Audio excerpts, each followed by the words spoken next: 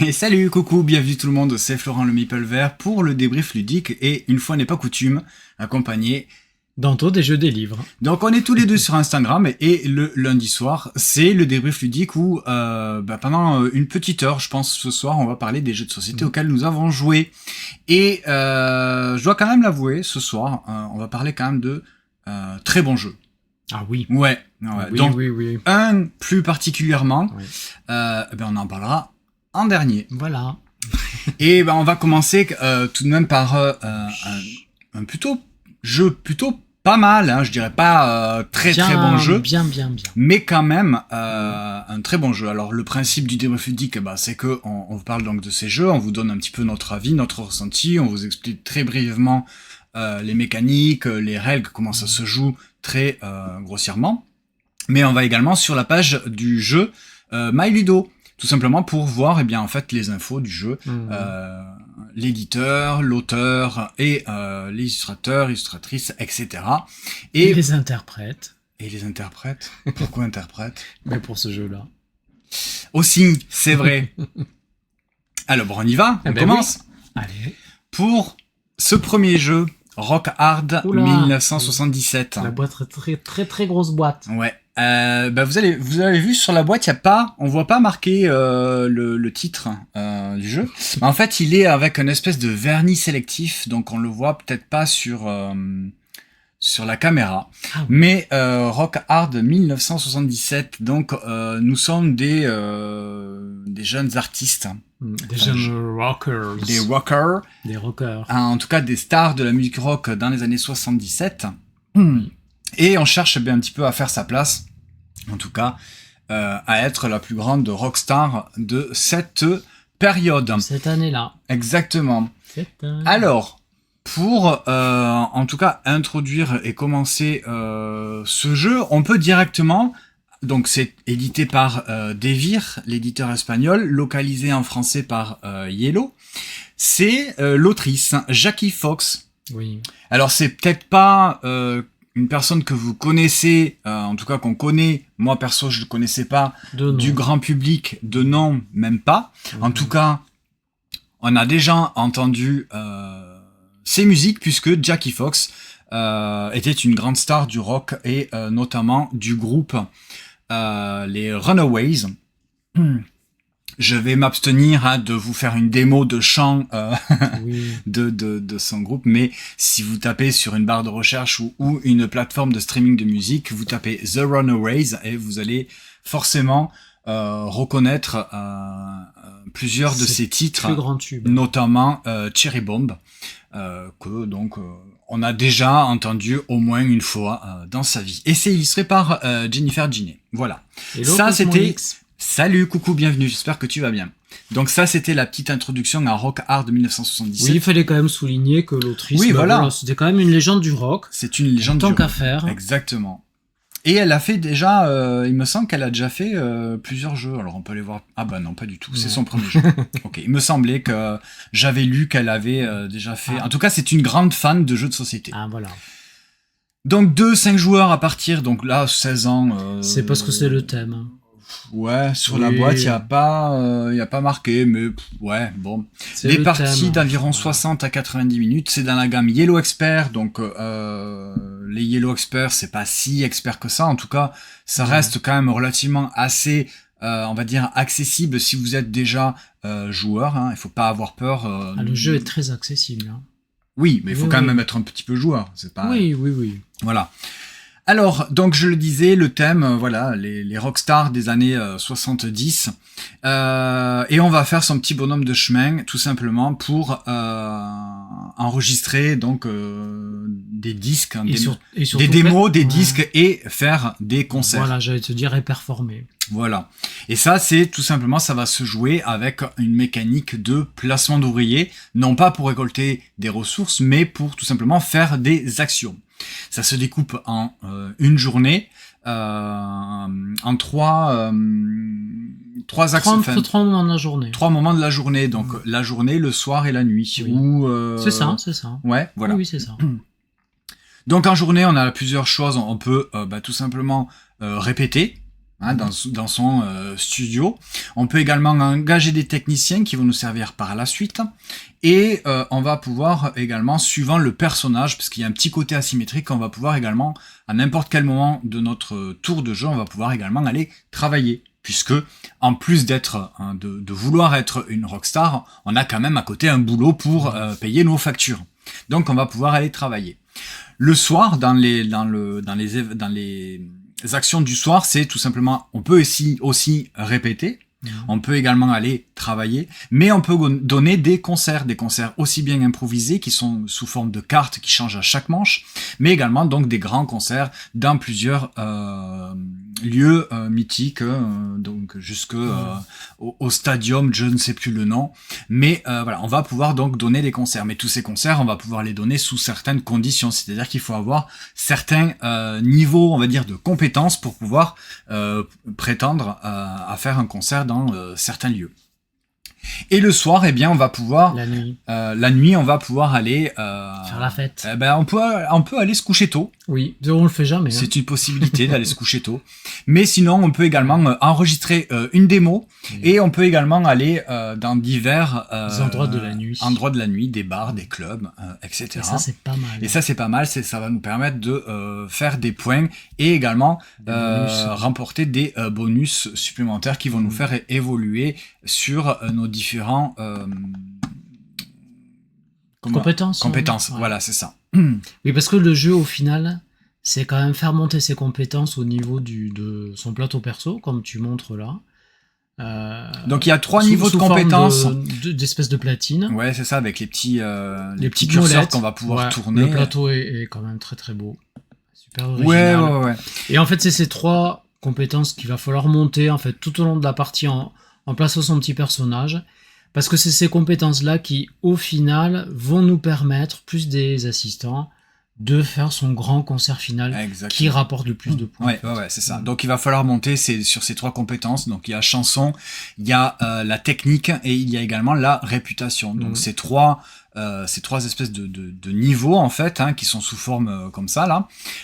C'est ce qui va nous permettre donc d'accéder à certains concerts ou certaines actions, voilà, au fur et à mesure de la partie. Et ça, on a envie de monter tout le temps. Et on est obligé parce que sinon, si on ne monte pas sur ces pistes-là, il se passe pas grand-chose, effectivement. C'est très thématique. On retrouve, on retrouve. On sent bien, moi je trouve l'univers un petit peu comme ça de chacun des artistes qui ont un métier à côté et qui vont au final laisser tomber leur métier ou se faire virer pour être à temps plein artiste de rock. Et voilà. Je trouve que c'est quand même bien retranscrit dans toutes les mécaniques. Et dans le texte des cartes. Oui. Parce qu'il y a énormément de petites cartes, justement les cartes de la nuit, quand on va dans ces fameux lieux de nuit, et le texte est hyper drôle. Oui, c'est toujours très drôle. Ça sent le vécu, c'est super.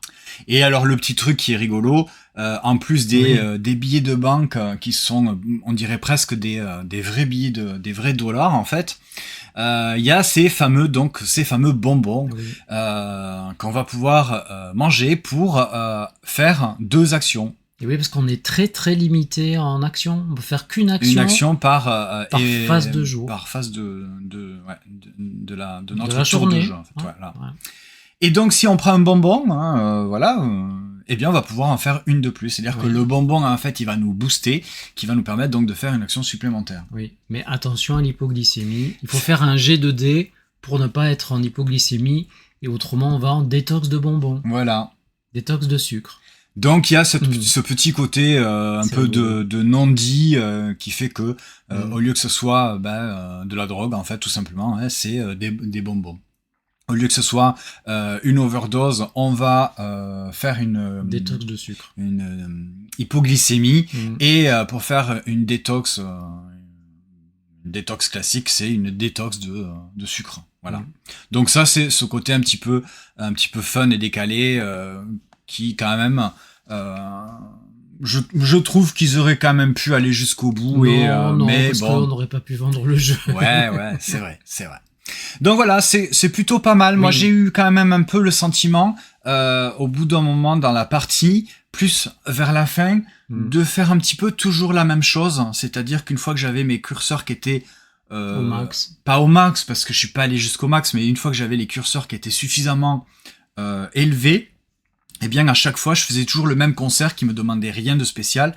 Et enfin que tu avais tout. J'avais les compétences requises pour faire ce concert dans cet endroit. Finalement, je faisais ça a un peu tourné en rond sur les 3-4 derniers. Bon, en même temps, on y a joué à 2, donc forcément, il y a un petit automat qui va coincer d'autres actions. Alors quand on joue à 2, effectivement, il y a un troisième joueur fictif qui va prendre des emplacements. Comme c'est du placement d'ouvriers, en fait, voilà, on va pas pouvoir faire. Mais ça. Je pense qu'à 4, normalement, le jeu se joue à 4. Là, tu peux vraiment t'embêter et prendre la place pour les meilleurs concerts. Chose qu'à 2, il ne se passe pas vraiment. Pour les meilleurs concerts et pour les meilleurs emplacements, pour enregistrer tes démos, pour enregistrer tes disques, pour faire les concerts, mais également pour les lieux de la nuit. On peut pas se retrouver dans le même lieu. Voilà. Bon. Mais à 2, ça passe. À 2, oui, c'est bien passé. C'est juste cette petite redondance d'action sur les quelques derniers tours qui m'ont. Mais ça m'a pas gêné. Hein. J'ai trouvé ça plutôt fun. On s'est bien amusé. Donc voilà. Ça reste quand même très fun à jouer. Ah oui. Voilà pour Rock Hard 1977 chez Yellow. Bah, on peut rester chez Yellow. Oui. Avec Plan de secours, ce tout petit jeu dans cette petite boîte qui reprend l'iconographie des issues de secours que on connaît tous en fait. Plan de secours, moi j'en avais déjà parlé dans un précédent débrief ou sortie de la semaine. Un débrief où je vous avais dit que j'avais trouvé ça très bien.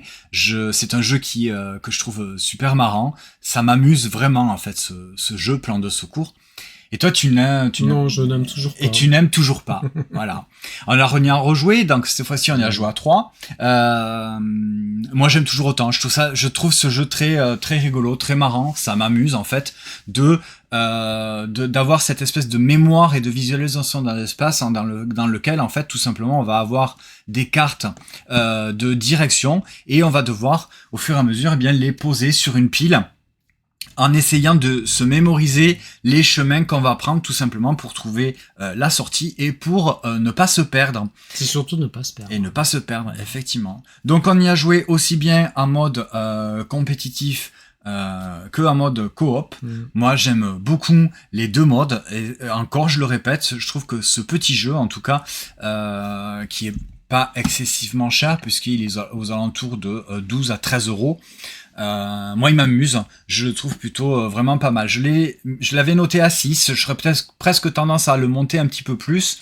Mais du coup, comme toi, tu es un petit peu moins enthousiaste que moi, du coup, on le laisse à 6. Mais moi, je trouve ça très fun. Cette espèce de visualisation dans l'espace où il va falloir se rappeler à peu près par où on est passé pour pas se perdre en fait, pour pas faire de boucle ou de revenir sur nos pas, etc.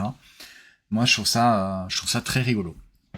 Donc, je disais, c'est chez Yellow. C'est un jeu de Toru Lee et illustré par Charlie Metz. Voilà pour ce petit plan de secours qui est, ma foi, très rigolo. On peut rester sur un petit jeu qui est tout autant rigolo et qui va faire un petit peu appel à notre mémoire également, puisque c'est Ghost Manor. C'est mignon. Et de plus en plus, je trouve que les jeux enfants, donc là c'est du 6+, je trouve que les jeux enfants ont des propositions qui de plus en plus en fait me plaisent bien. Sur des petits jeux comme ça, très très rapides. Oui, je pense que toute la famille il va y trouver son compte. Ouais, exactement. Et même, alors, entre adultes, forcément, vous allez pas en faire 10 000 parties, mais ça me fait penser un petit peu à l'île des Moquis, par exemple, que je trouve toujours très fun à jouer. Tu fais une partie qui dure 5 minutes, je trouve ça rigolo, je trouve ça mignon. Et bien Ghost Manor, voilà, ça me provoque un petit peu les mêmes sensations, les mêmes plaisirs, en tout cas, de jouer à un petit jeu tout simple qui s'adresse normalement à un public famille et enfant. Mais voilà, on y a joué et on a passé un moment plutôt sympa avec ce petit jeu Ghost Manor dans lequel tout simplement on est des chasseurs de fantômes et un petit peu à la manière d'un jeu Jeu du Dutch. Du Dutch, oui. Mais très sommairement. C'est-à-dire qu'on va avoir chacun 9 cartes devant soi. Donc là, c'est pas vraiment comme ça, hein, on le voit, mais normalement toutes les cartes sont face cachée, c'est-à-dire avec le petit personnage avec sa lampe torche. Et à un autre tour de jeu, on va tout simplement retourner une de nos cartes. Et si la carte montre un fantôme qui est sur le petit plateau principal, hein, le manoir du coup, eh bien on a le droit tout simplement de récupérer tous les fantômes qui sont présents sur le manoir. Oui. C'est tout. Je retourne ma carte, c'est au joueur suivant. Le joueur suivant va faire pareil, s'il récupère et tout, etc. Une fois qu'il reste que 1 ou 0 fantôme, hop, eh bien on va en remettre. Et si ça revient à mon tour, eh bien je vais devoir retourner une carte à mon tour. Je peux très bien retourner la même carte si jamais je me souviens que c'était cette carte-là, enfin ce fantôme, et qu'il y en a de présents. Sinon, je tente une nouvelle carte pour essayer de trouver en fait le fantôme qui est représenté sur mes cartes et qui est présent dans le manoir. Donc c'est une espèce de petit memory comme ça, parce que on va essayer de récupérer les fantômes qui sont le plus représentés dans le manoir en fonction de ce que j'ai. Oui, alors, puis le Dutch, c'est parce que il y a le côté mémoire. Oui, et puis il y a surtout la carte avec la lampe torche qui te permet de regarder 2 cartes. Si jamais tu te souviens pas ou tu veux voir qu'est-ce qu'il y a comme carte, effectivement, si tu retournes la lampe torche, tu peux retourner 2 autres cartes et les visualiser. Tu as également le petit slime là, comme ça, qui te permet d'aller prendre une carte à ton adversaire et de l'échanger avec ce slime. C'est ça qui est rigolo. Et l'aspirateur, je me souviens plus qu'est-ce qu'il fait. Si tu vas tirer des fantômes... un type de fantôme et tu vas tirer des fantômes dans la pioche. Dans la pioche. Tu vas dire, eh bien, moi, je vais tirer 4 jetons de fantômes, et s'il y a des fantômes chats, par exemple, eh bien, je les prends. Voilà. Si tu tires les 4 et qu'il y a 0 fantôme chat, tu récupères rien du tout. S'il y en a un, tu le récupères, en fait. Tu récupères le nombre sur les 4, le nombre de jetons fantômes que tu avais annoncé. Voilà, donc c'est ce petit jeu de memory, tout rigolo, assez mignon, tout simple, qui s'adresse principalement à un public familial et enfant. Mais, nous, voilà, on a trouvé ça rigolo. Et on a passé un moment, on s'est bien amusé. Les adultes vont bien s'amuser avec les voilà, enfants. Ouais, mais alors avec les enfants. Oui. Donc c'est sorti à la fin du mois de septembre aux alentours de 16€, c'est chez Labo Ludique. C'est un jeu de Alexis Allard et Romaric Gallonnier, illustré par Makoto Takami, et c'est distribué en France par Néoludis. Voilà pour ce petit Ghost Manor qui est, ma foi, plutôt sympa. Alors, dans une thématique... tout autre, même si ce sont donc des créatures un petit peu fabulées, j'ai envie de dire. Heatherstone, chez BlackRock, qui nous amène ça en français.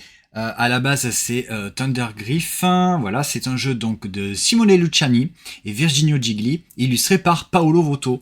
Alors Simone Luciani, c'est un auteur qu'on aime bien.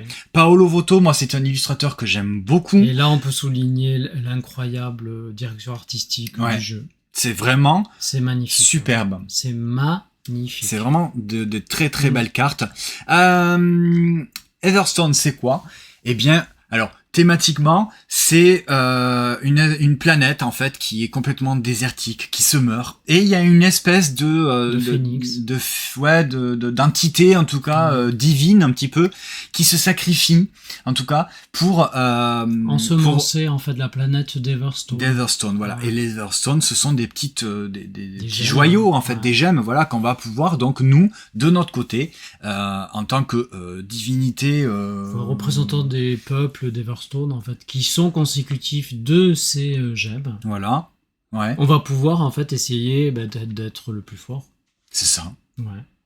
Alors tout simplement, à notre tour de jeu, on va pouvoir prendre un dé qui se trouve sur le centre de la table. C'est dommage qu'il n'y ait pas un petit peu plus de photos qu'on puisse vous montrer les cartes. Un petit peu.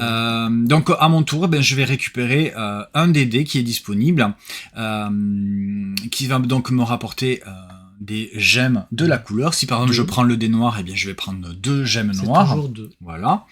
Je peux également, si je le souhaite, jouer une carte, c'est-à-dire la mettre dans mon... c'est pas vraiment une armée, mais dans dans ma population, on va dire. Ouais. Donc toutes les cartes, ce sont des personnages un petit peu fantasmés, ou en tout cas sortis d'un imaginaire, on ne sait où. Et donc ces cartes-là, forcément, elles ont un coût. Et bien ce coût, ce sont justement ces Everstone. Et quand je vais invoquer en tout cas ces personnages, donc ces cartes, je vais devoir payer son coût. Et ces cartes-là, elles ont des pouvoirs. Soit des pouvoirs au moment où je vais la jouer, soit des pouvoirs au moment où je vais récupérer un dé, soit en fonction de sa valeur, soit en fonction de sa couleur.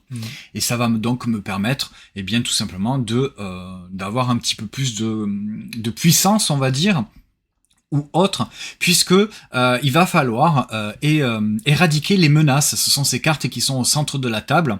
Donc il va falloir que je recrute ou que j'invoque ces créatures avec des forces suffisamment élevées pour pouvoir aller éradiquer cette menace qui, elle aussi, a une puissance.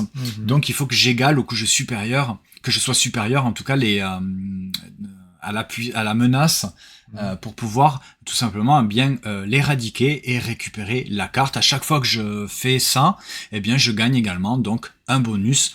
Alors sous forme de Everstone ou sous forme de points ou sous forme de bonus.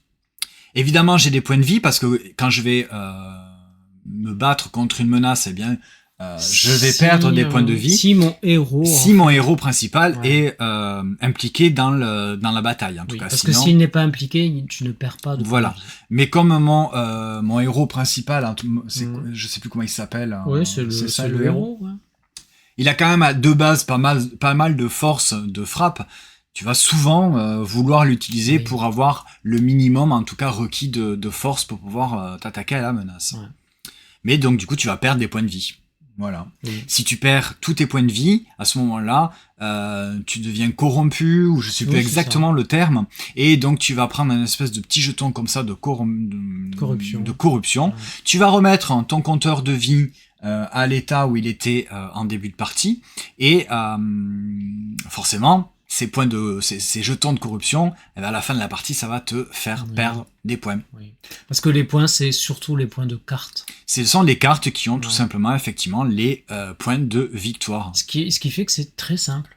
Ah oui, c'est très simple. Alors nous, on a fait qu'une seule partie, on a fait la partie avec les decks préconstruits. Oui. C'est-à-dire que il te propose, dans la règle du jeu, il te propose, voilà, eh bien si c'est votre première partie, vous pouvez jouer avec telle carte, et l'autre joueur fera avec telle carte, etc. Elles sont toutes nommées, etc. Sinon, et je pense que c'est quand même beaucoup mieux. Le cœur du jeu. C'est effectivement du cœur du jeu. Il y a quand même beaucoup de cartes, peut-être sors-en une ou deux, si c'est pratique. C'est de faire un draft de cartes. C'est-à-dire qu'on va piocher un certain nombre de cartes et on va se les drafter entre les joueurs. Et c'est ça, je pense, qui va être peut-être un petit peu plus intéressant à jouer. C'est justement de pouvoir faire ce draft de cartes. Alors juste, je vous montre peut-être quelques héros. On va passer en caméra 2 gros plans. Alors au lieu de voir nos trombines, vous allez voir celle-ci. Hein. Je sais pas si c'est mieux ou si c'est moins bien. Ils sont beaux, hein. Voilà. Mais en tout cas, c'est quand même plutôt très joli. Je trouve ça vraiment très très beau. En les regardant comme ça me fait penser un petit peu aux illustrations qu'il y avait dans Ephios. Tu vois. Voilà quelques cartes et quelques cartes également de personnages qu'on va pouvoir recruter pour mettre dans notre armée, j'ai envie de dire. Donc là, vous voyez, ce sont les Everstone qu'on va devoir payer pour recruter cette carte. Ça, ce sont les points de victoire. Et en bas, vous avez tout un tas de pouvoir. Donc là, c'est sa force de frappe. Et vous voyez que si je prends un dé 1 ou 2 à mon tour, eh bien, je vais pouvoir invoquer une carte avec ce symbole. Voilà. Donc c'est un petit peu pas mal de combos. C'est une espèce de construction de moteur aussi, avec des cartes. Dans un chouette et fort univers. Oui. J'allais dire décalé, non pas décalé, mais très marqué en tout cas. Et alors, ce qu'il faut noter dans ce jeu-là pour Heatherstone, c'est que il va y avoir Ah oui, dans quelque temps, il y aura un roman. un roman graphique roman adapté. inspiré du jeu de société. Ouais. Et ça, c'est quand même quelque chose d'assez, alors pas unique, mais Oui, d'assez puis rare en tout puis cas. c'est vraiment proposé par les auteurs du jeu. Ouais. Mm. Donc, qui ont développé un tel lore que ils vont, il y a vraiment, ils vont proposer un roman. il y a vraiment un lore du jeu qui est très fort en tout cas, voilà. Ouais, on le ressent. On le ressent en y jouant. Donc, ben écoute, il va falloir qu'on Il va attende falloir surveiller ça et il va falloir attendre. Il va falloir attendre alors Pour le roman, mais déjà on peut jouer au jeu. pour ta publication oui. sur Insta avec des jeux des livres. Il va falloir un petit peu attendre pour que tu oui. puisses faire le diptyque des deux. Mais voilà, Tu le feras au moins. Je le ferai probablement avant, effectivement. C'est 14+, c'est pas.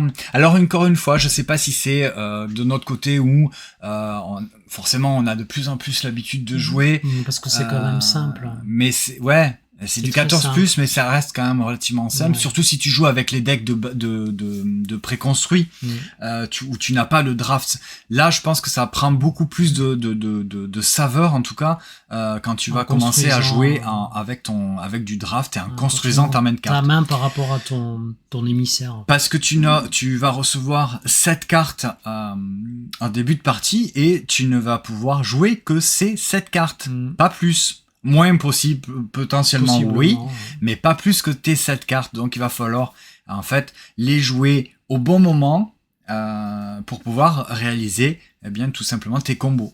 Oui. Donc c'est toutes tes cartes en fait posées plus les monstres battus qui te ramènent finalement qui vont te rapporter des points. Des points, tout simplement. Ouais.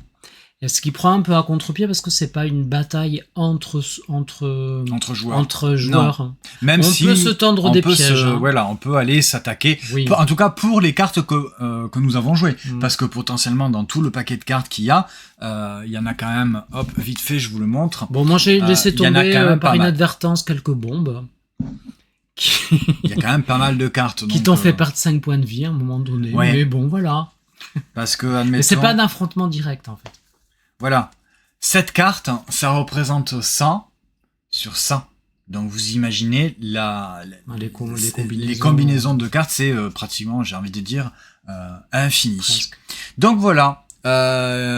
Effectivement, on va vous conseiller sur les premières parties de jouer avec le deck préconstruit. Comme ça, vous n'avez pas trop besoin de réfléchir au draft. Ça va vous introduire aux mécaniques et aux principes de jeu. Mais dès la deuxième partie, vous pouvez direct passer sur du draft. Vous savez jouer. C'est vraiment pas compliqué de récupérer des Everstone qui vont être la ressource pour poser les cartes, invoquer nos créatures et éradiquer les menaces. Voilà pour ce chouette et beau Heatherstone. Et coucou Max, bienvenue, j'espère que tu vas bien. Alors, on reste dans l'espace. On reste, effectivement, on peut rester dans l'espace, même si on n'est pas avec des créatures fantasmées. Ni fantastiques. Là, on est plus, j'allais dire terre à terre, mais bon, c'est un jeu dans l'espace. Oui, on est plus autour de la Terre. Avec Space Lab, là, on avait déjà découvert ce jeu dans une journée presse avec Studio H. Ce jeu-là sort à la fin du mois d'octobre. Et waouh! Et c'est très. Ah, ça, on s'est vraiment super amusé. Vraiment. Alors c'est pareil, hein, j'ai envie de dire, c'est d'une simplicité déconcertante en fait, puisque à ton tour de jeu, t'as droit à une action parmi 3. Les 2 actions principales, on va dire, enfin pas principales, mais les 2 actions qui pourraient se ressembler, c'est piocher des cartes. Soit tu pioches 3 cartes dans la pile de pioche, et tu vas conserver les cartes d'une couleur de ton choix. Donc si tu pioches 3 cartes de la même couleur, c'est bien, tu peux les garder les 3. Sinon, tu en gardes une ou deux. Une couleur. En tout cas, tu gardes une couleur. Sinon, et le reste que tu ne prends pas, tu vas le mettre dans une espèce de défausse qui va être rangé par couleur. Si tu ne pioches pas ces 3 cartes dans la pioche, eh bien tu vas pouvoir aller piocher justement dans la défausse qui va se créer au fur et à mesure. Et là, à ce moment-là, tu peux récupérer toutes les cartes d'une même couleur. Donc ça peut être aussi très intéressant. Et au bout d'un moment, tu vas te retrouver avec au moins 5 cartes ou plus. Et au début de ton tour, si tu as 5 cartes ou plus, tu es obligé d'en jouer une. Et pourquoi tu joues une carte? Et pourquoi on joue? Alors, on joue une carte, il faut payer son coût. Son coût, il est indiqué, généralement, c'est 1, 2 ou 3. Et comment on fait pour les payer? On va devoir les payer avec d'autres cartes qu'on a déjà récupérées. Donc, effectivement, il va falloir avoir des cartes. Et effectivement, tu dis pourquoi on ferait ça? Eh bien, on va pouvoir donc jouer ces cartes qui sont donc des corporations. Des corporations. Donc, il y a des techniciens.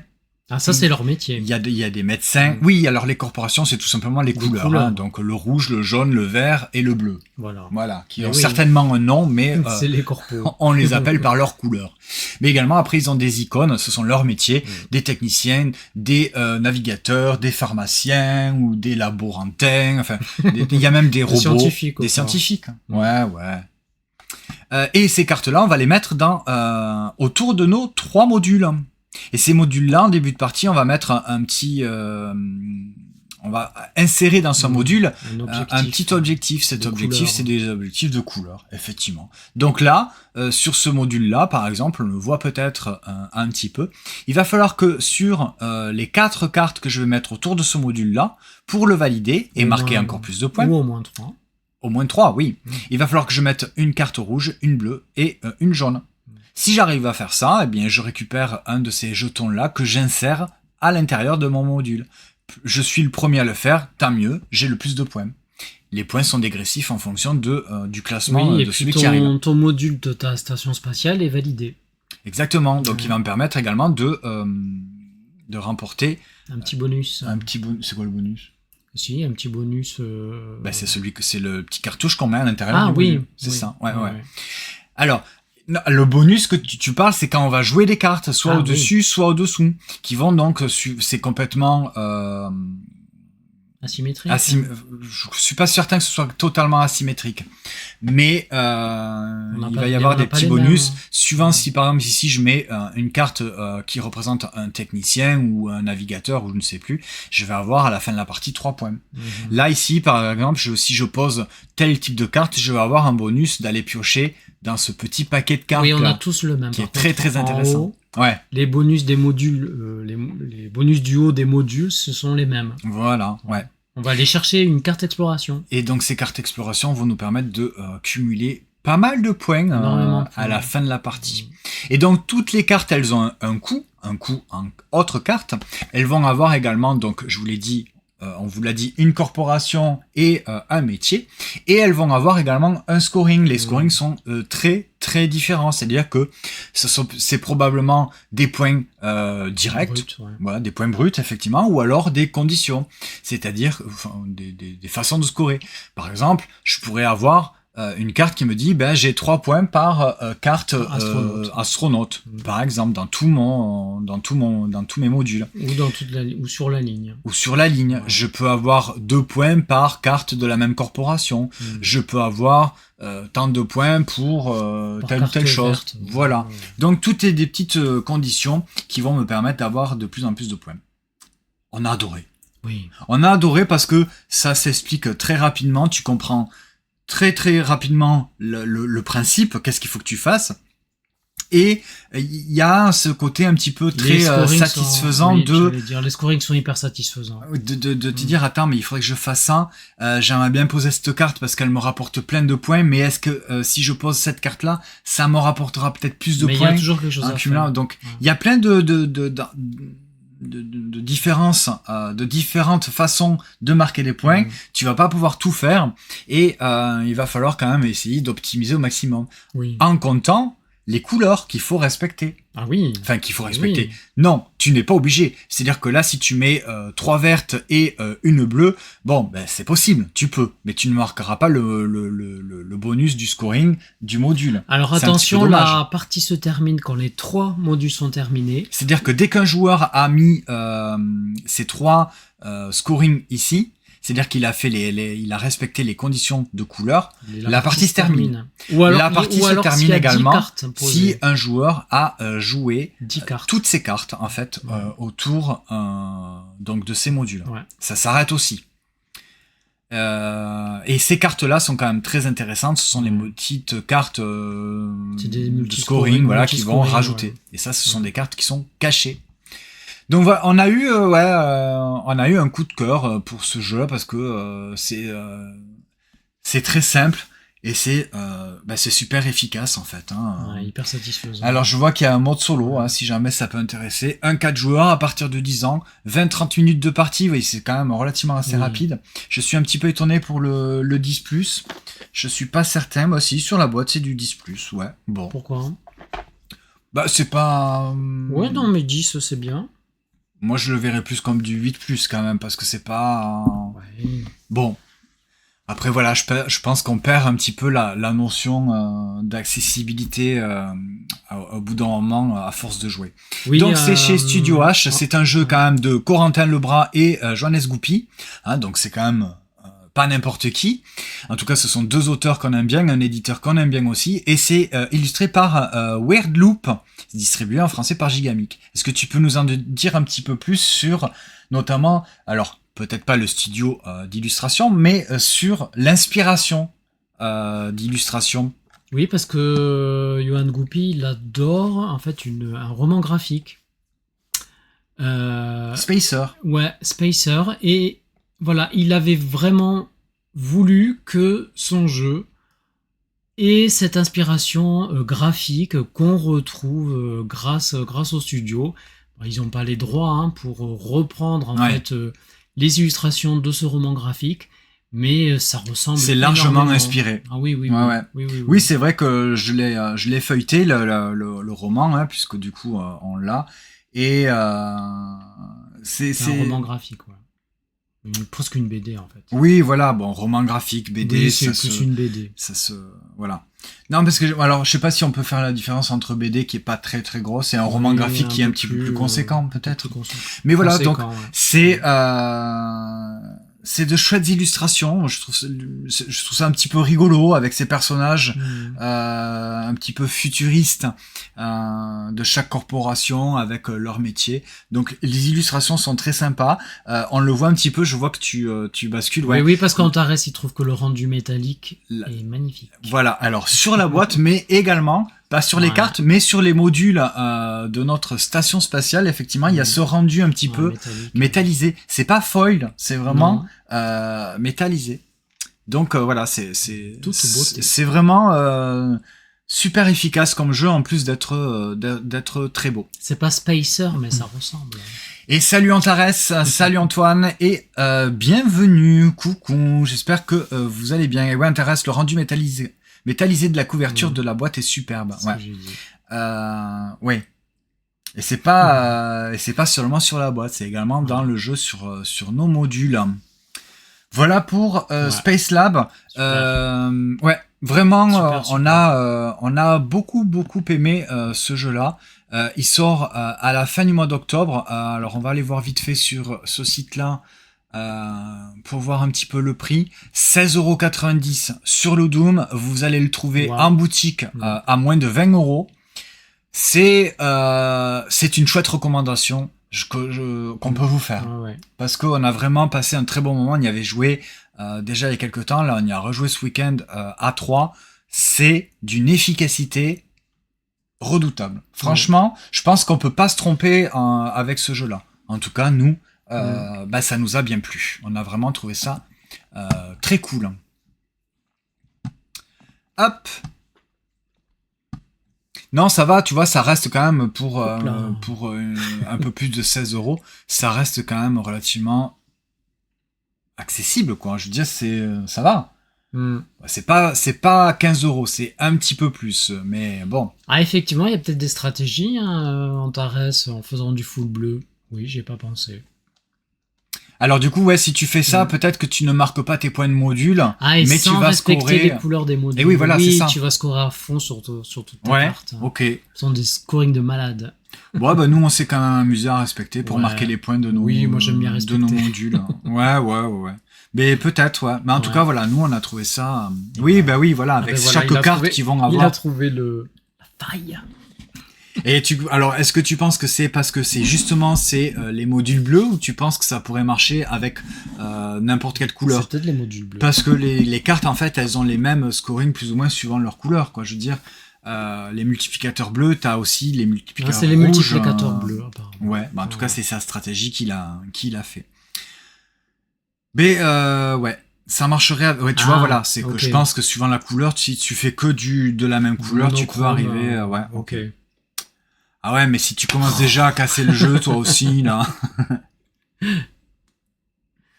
Mais oui, voilà. Mais bien sûr, de toute façon, il y a ce petit twist aussi de quand tu payes tes cartes. Tu vas récupérer des cartes, tu vas essayer de regarder voir ce que les autres. Quand tu payes en cartes, tu donnes des couleurs qui vont en ranger des autres. C'est ça, parce que les cartes que tu payes, tu vas les mettre dans la défense, qui potentiellement, en fait, ce sont les autres joueurs qui vont les récupérer. Et oui.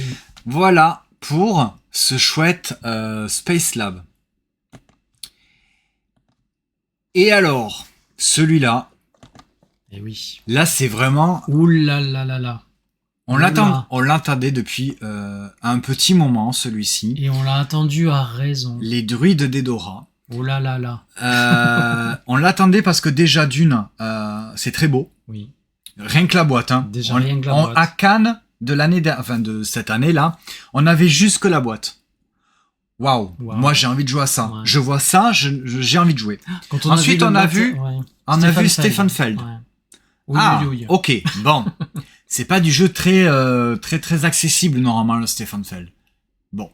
On l'a vu à Vichy. Cette fois-ci on l'a vu ouvert. On a vu le matériel. Waouh. Oui, bon, ben finalement, si, j'ai quand même très envie de jouer à ça. Et bien voilà, on y a joué et on n'a pas fait qu'une partie. Alors, je vais pas dire qu'on les a enchaînés parce que ça serait exagéré, mais quand même, waouh. C'est vraiment... Non, Antoine. Franchement, Antoine, si tu dis que c'est trop expert pour toi, non, pas du tout. Franchement, c'est pas... on pensait, nous aussi, que ça allait être trop compliqué, puisqu'on n'est quand même pas des joueurs... on se qualifie pas de joueurs experts, on est plus des joueurs initiés, à la limite. Donc celui-ci fait vraiment partie de la catégorie, on va dire, initié. Il est pas vraiment expert. Il est quand même relativement assez simple. Et il est... Oui, c'est pas du tout tarabiscoté, ni emberlificoté. Les actions sont ultra simples. Oui. Tu vas déplacer ton druide c'est tout. dans la forêt pour faire des actions. Ces actions, tu vas les faire grâce à des dés.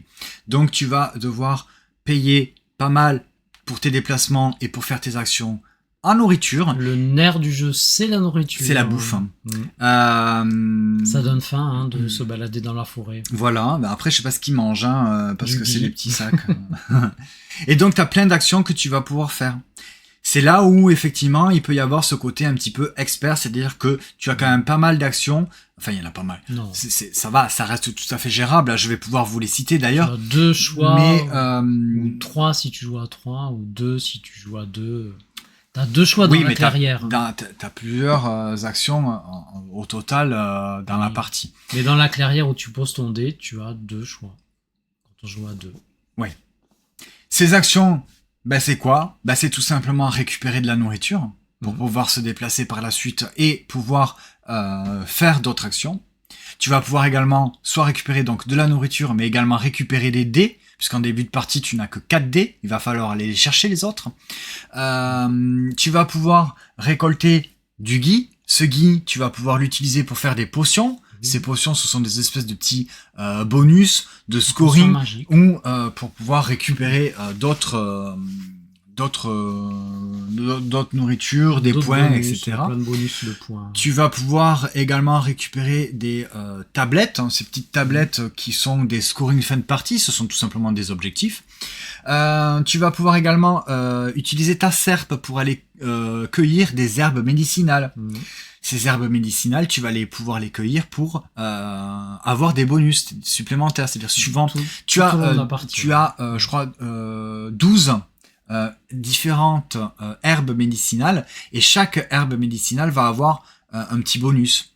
Et quand tu utilises ta serpe pour les récolter, eh bien tu vas récupérer 2 herbes médicinales. Mais sur ces 2 herbes, il va falloir que tu en choisisses une pour qu'elle soit efficace. L'autre, elle sera inefficace. Donc il y a tout ce petit choix à faire. Ces bonus représentent en fait toutes les actions qui vont être donc justement bonifiées si tu as cueilli la bonne herbe médicinale. Tu vas pouvoir également ériger des menhirs qui vont également te rapporter des bonus. Tu vas pouvoir ériger des stèles qui vont également t'apporter d'autres bonus, ou en tout cas bonifier certaines actions. Tu vas pouvoir également agrémenter ou améliorer, ou je sais pas exactement comment on dit, mais améliorer ton talisman. Tout simplement en récupérant des petites gemmes que tu vas pouvoir incruster sur ton talisman pour, encore une fois, des bonus et des points de victoire. Mais en fait, c'est vraiment un jeu à combo et à bonus. C'est ça. C'est ça, en fait, qui pourrait justement être un petit peu expert. Ouais. C'est toute la stratégie sur comment tu vas orienter ta stratégie, en fait, en fonction des emplacements disponibles, des déplacements que tu vas pouvoir faire. Si jamais il y a un adversaire qui est déjà à un endroit, la valeur de tes dés également, c'est super important. J'en ai pas beaucoup parlé, mais les dés, une fois qu'ils sont lancés, tu ne touches plus la valeur. Il y a 1 ou 2 avec un menhir qui va te permettre de modifier la valeur de tes dés, ou alors avec une potion du Guy qui va également pouvoir modifier la valeur de tes dés. Mais sinon, les dés, une fois qu'ils sont lancés, tu ne changes pas la valeur. Ah oui, là, c'est du combo, c'est du combo à foison. La valeur du dé, en fait, ça va être la valeur que tu vas devoir payer en nourriture pour faire l'action. Mais à certains moments, ça va être également un multiplicateur d'action. Mais à la fin, on va faire un système de majorité. C'est-à-dire que sur tous les emplacements de clairière où il y a des dés, eh bien, on va regarder le dé, la couleur du dé qui va être la plus forte. C'est le joueur qui va récupérer ses dés, qui va pouvoir, eh bien, marquer ses points. Ouais. Récupérer donc le dé final. Et les menhirs ou stèles qui sont dessus. Les menhirs ou stèles. Et ça, c'est un multiplicateur incroyable de points de victoire. Voilà, parce qu'il y a également une autre piste dont je n'ai pas parlé, une autre action qui te permet d'améliorer ta piste de savoir. Et c'est cette piste-là de savoir qui est très importante, qu'on a souvent tendance un petit peu à négliger au début parce qu'on a envie de faire plein de trucs, mais cette piste de savoir, en fait, c'est le multiplicateur de fin de partie. Si tu ne l'avances pas, tu restes à 0.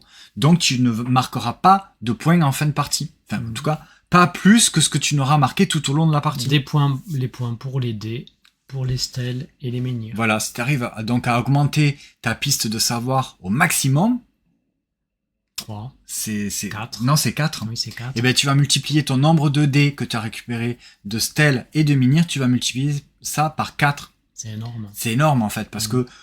Alors, sur notre partie, là, la dernière partie qu'on a faite à 3, j'avais récupéré 13 éléments.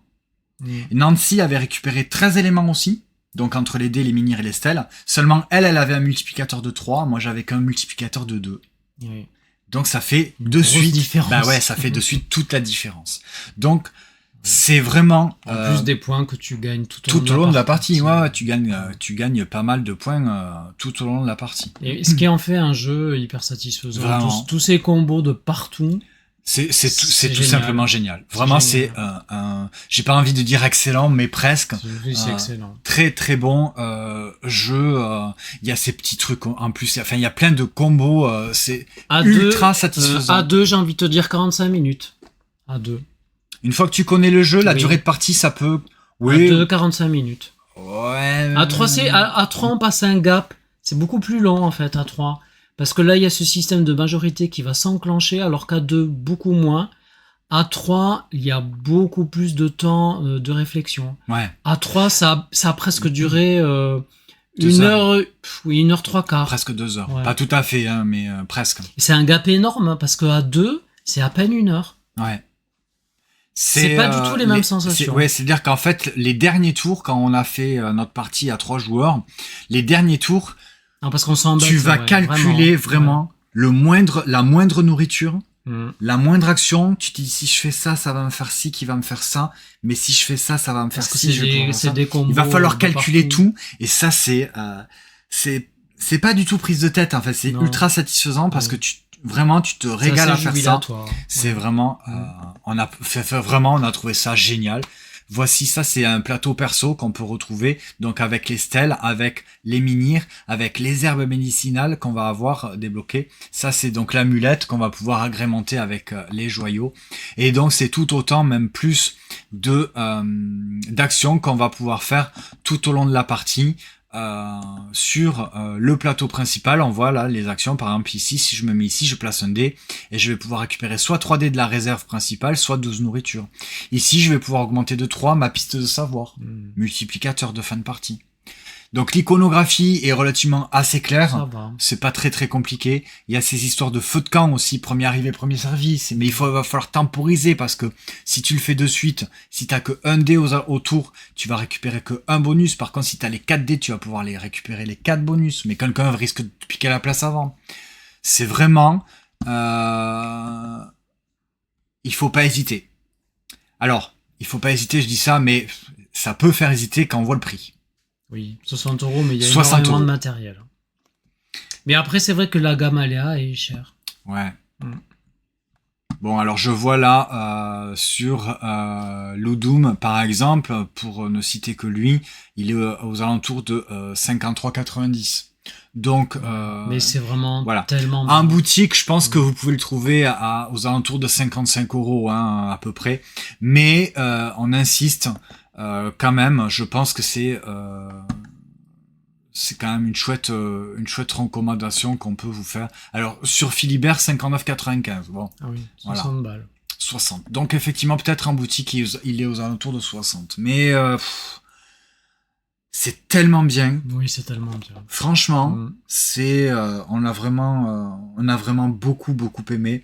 Le thème, l'univers, la mécanique, les stratégies différentes que tu peux adapter suivant ton envie, en fait. Tu peux partir sur les menhirs, tu peux partir sur les herbes, tu peux partir sur... Moi, je suis parti aller à fond sur les joyaux. Sur cette partie-là, la dernière qu'on a faite, je suis parti sur le gui.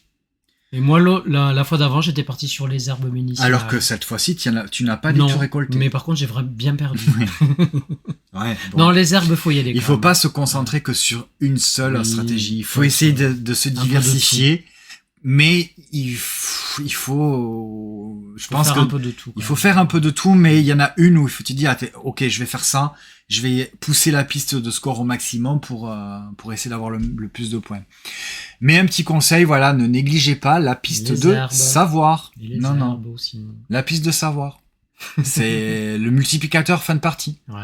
C'est-à-dire que si tu as 10 éléments de dés et de menhir, si tu le multiplies par 0, bah ça te fera 0 points en plus. Si tu le multiplies par 4, ça fait carrément toute la différence. Mais voilà. Donc c'est vrai que la durée de partie, nous à 2 c'est vraiment une petite heure. À 3, on a mis presque 2 heures. Oui. Là, ça change tout. Ouais, ça change tout à 3. Mais c'est vraiment très bon. Franchement, et même à 2, c'est très très bien. Hein. Très très bon. Ah bah, allez, je regarde un petit peu vos commentaires si j'arrive. Je crois qu'on a tout. Allez, tout fait. Oui, ok. Oui. Non, mais donc voilà, Antoine, franchement, n'aie pas peur des druides d'Edora. Je suis convaincu que c'est tout à fait accessible, sans aucun problème. Et tu vois, Antares le dit, c'est costaud, mais c'est pas ingérable. Je lis, mais oui, effectivement, vous avez. Je surveille. Voilà pour. On termine en beauté, hein, j'ai envie de dire, avec les druides d'Edora. Et Edora nous a fait une très belle fin de semaine. Ouais. On s'est fait éclatax, hein. Oui, avec le druide éclatax. La druidesse. La druidesse Ninzi Dice. Bon, comme d'habitude, à chaque fois qu'on joue avec elle, on se fait éclatax. La druidesse éclatax. Elle est très son très nom douée. de druidesse. Bon, je me suis quand même pas mal bien défendu, je trouve. Oui, voilà. oui, ça a été. Mais non, moi j'ai vite abandonné l'affaire. sur les derniers tours. Non, mais je me suis vraiment beaucoup amusé, même si je savais que j'allais perdre, c'était pas grave. Qu'est-ce qu'on lui met à lui? C'est vraiment très très très bien. C'est un bon 8. On est d'accord. Ouais. Allez, 8, c'est déjà bien. Alors, depuis quelque temps, j'ai décidé de plus mettre de notes sur MyLudo pour les jeux, parce que voilà, je préfère les mettre de mon côté, et quand les jeux sont notés, quand on revient dessus lors d'un prochain débrief, vous les voyez. Mais voilà, je préfère ne pas trop avoir à noter pendant les lives. Mais en tout cas, là, je le fais parce que en tout cas, on a fait déjà plusieurs parties, donc voilà, assurément, je peux vous dire que pour moi, les druides d'Edora, c'est un 8. Sans aucun souci.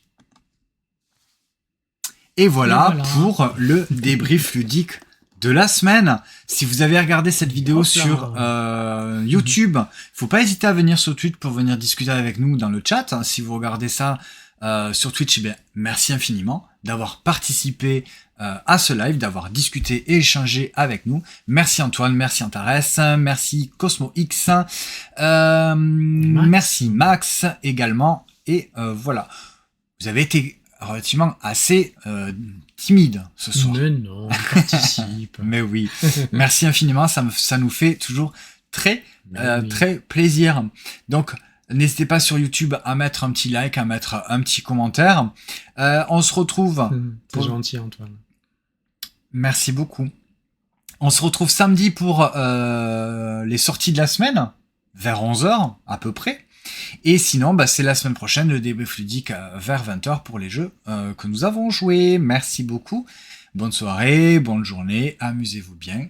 Et à bientôt. Ciao, ciao, salut.